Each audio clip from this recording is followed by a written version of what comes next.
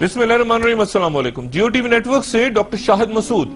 ممکن ہے آپ ان خوش نصیب انسانوں میں شامل ہوں جنہیں اپنی زندگی میں حجاز مقدس کے سفر کی سعادت حاصل ہوئی ہو۔ خانہ خدا پہ حاضری، طواف، سعی، عمرہ، حج، روزہ رسول پہ سلام،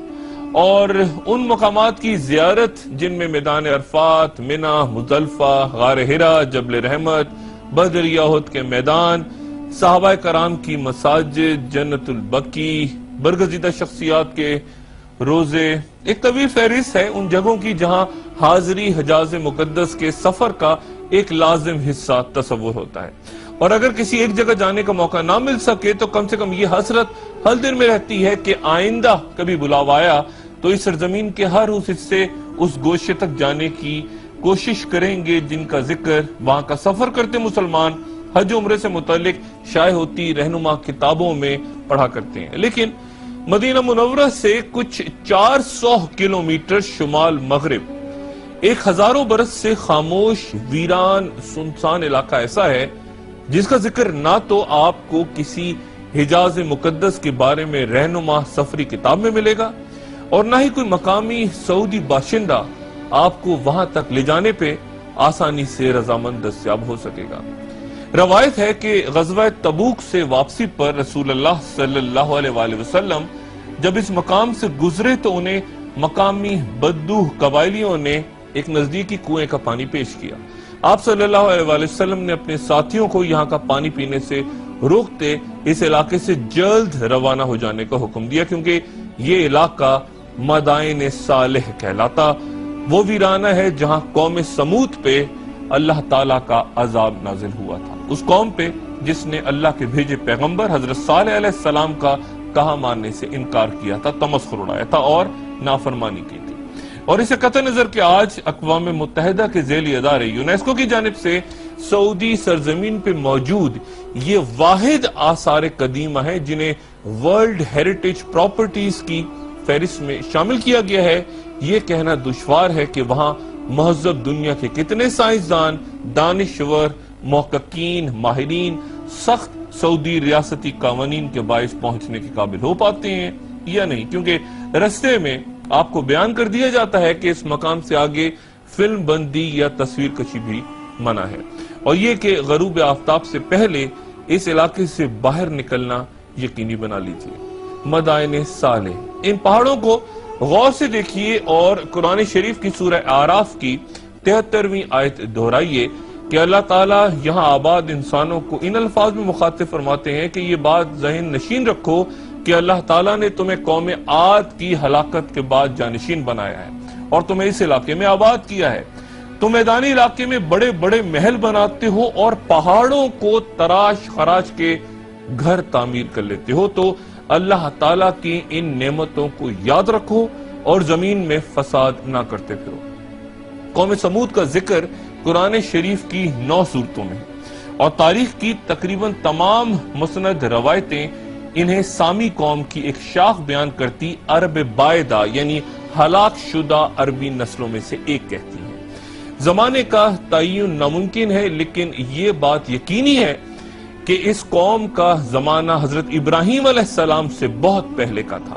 اور تب تک یہ ہلاک ہو چکی تھی۔ یہ ایک بت پرست قوم تھی اور حضرت صالح علیہ السلام کا مذاق اڑاتی کہ ہماری یہ عالی شان محلات دیکھ اور بتا کہ خدا کے پیارے اور مقبول ہم نہیں تو پھر کون ہیں۔ حضرت صالح علیہ السلام بحث کرتے کہ دین حق کا مذاق نہ اڑاؤ کہ اگر تمہارے غرور و تکبر کا یہی حال رہا تو پل بھر میں یہ سب کچھ فنا ہو جائے گا، اور پھر نہ تم رہو گے اور نہ ہی یہ محلات شان و شوکت جن پہ تم ناز کرتے ہو، کہ یہی سامان عیش تمہارے لیے عذاب عظیم ہے۔ پھر سرکش قوم نے حضرت صالح علیہ السلام سے معجزے کا مطالبہ کرتے کہا کہ سامنے والے پہاڑ سے ایک ایسی اونٹنی ظاہر کرو جو فوراً بچہ دے۔ سورہ اعراف کی 73ویں آیت کہ ہم نے قوم سمود کی طرف سے ان کے بھائی صالح کو بھیجا، اس نے کہا کہ اے میری قوم، اللہ کی عبادت کرو، اس کے سوا کوئی تمہارا معبود نہیں، تمہارے پاس پروردگار کی طرف سے واضح دلیل آ چکی ہے، یہ اللہ کی اونٹنی تمہارے لیے عظیم الشان نشانی ہے، اسے کھلا چھوڑ دو، اللہ کی زمین میں جہاں چاہے چر لے، اسے کوئی تکلیف نہ پہنچاؤ ورنہ تمہیں دردناک عذاب گھیرے گا۔ ان پہاڑوں میں ہزاروں سال پہلے قوم سے اللہ کے پیغمبر نے کہا کہ خدا کا یہ بھی فیصلہ ہے کہ پانی کی باری مقرر کر دو، ایک دن یہ اونٹنی پانی کا ناغہ کرے اور ایک دن باقی قوم۔ سورہ حشر کی آیت 155 اور 156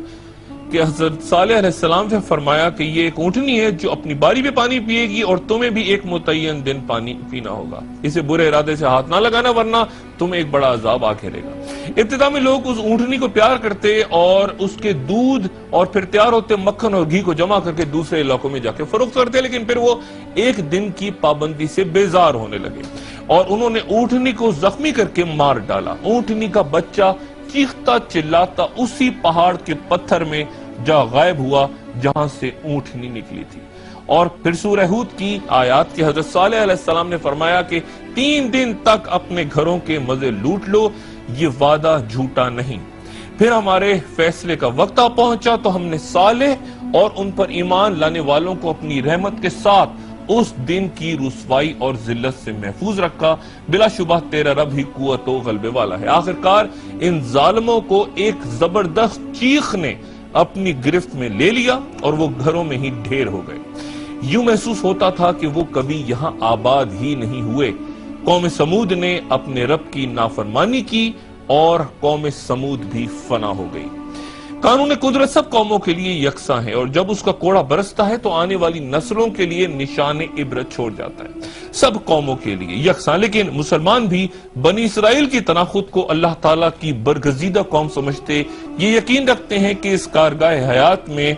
ان کے ساتھ خصوصی سلوک ہوگا، لیکن گزرے 1500 سال کے دوران نہ ہی ایسا ہوا اور نہ ہی آئندہ کبھی ہوگا۔ اور تبھی جو کچھ آج ہمارے ساتھ بطور ایک مسلمان یا بحیثیت پاکستانی نہ صرف دنیا بھر میں بلکہ خود ہماری اپنی سرزمین، اپنے شہروں، دیہاتوں، محلوں اور گھروں میں ہو رہا ہے، تو تجزیوں، مباحثوں، تقریروں، خطبوں اور بیانات سے ہٹ کے صرف ذرا ایک لمحے ٹھہر کے رک کے اس فتن و فساد کے دور میں ان ارشادات کو یاد کر لیں جو ہم سے مخاطب رسول صلی اللہ علیہ وآلہ وسلم نے فرمائے تھے۔ فرمایا تھا کہ 2 بھوکے بھیڑیے جو بکریوں میں چھوڑ دیے جائیں وہ اس قدر فساد بپا نہیں کرتے جس قدر انسان میں دولت اور مرتبے کا لالچ اور ہوس۔ اور پھر وہ فرمان نبی صلی اللہ علیہ وسلم یاد ہے کہ لوگ جب ظالم کو دیکھیں اور ظلم سے باز نہ کریں تو اللہ ان سب پہ عذاب نازل کرتا ہے۔ عذاب سے ہٹ کے قرآن و حدیث میں لفظ فتنہ بکثرت اس قدر استعمال ہوا ہے کہ حدیث کی تقریباً ہر کتاب میں ایک مستقل باب ہی فتنوں کے لیے مخصوص ہے۔ اور